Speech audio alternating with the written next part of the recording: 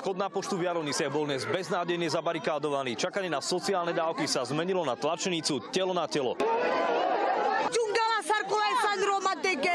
V Jarovniciach čakalo dnes na dávku hmotnej núdzi 1500 ľudí. Napriek tomu, že na poštu ich púšťali podľa abecedy, niektorí sa svojho ťažko vydobitého miesta pred dverami len tak ľahko nechceli vzdať.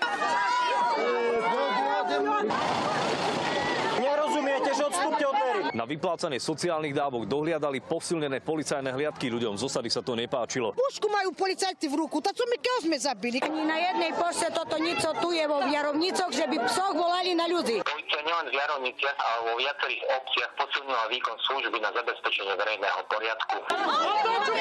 Ženy za prepážkami sa dnes poriadne zapotili. Dávky, ktoré inokedy vyplácajú niekoľko dní, museli zvládnuť za jednu zmenu. Slovenská pošta žiaľ musí vyjadriť hlboké znepokojenie nad správaním tých občanov obce Jarovnice, ktorí vulgárne osočovali pracovníkov Slovenskej pošty a dokonca sa im vyhrážali fyzickými útokmi.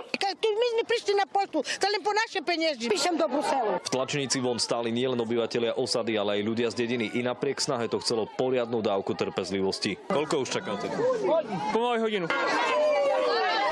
Po niekoľkohodinovej tlačenici s peniazmi v rukách už odchádzal každý spokojne. I tak sa ešte bolo nutné predrať cez nedočkavých čakateľov, ktorí sa dovnútra ešte nedostali. Po niektorí sa ešte predtým rozhodli spraviť si krajšie sviatky stieracím žrebom. No čo, vyhrali ste niečo? Neviem, či som vyhrala. Z Jarovníc Vlado Jurek, televízia JOJ.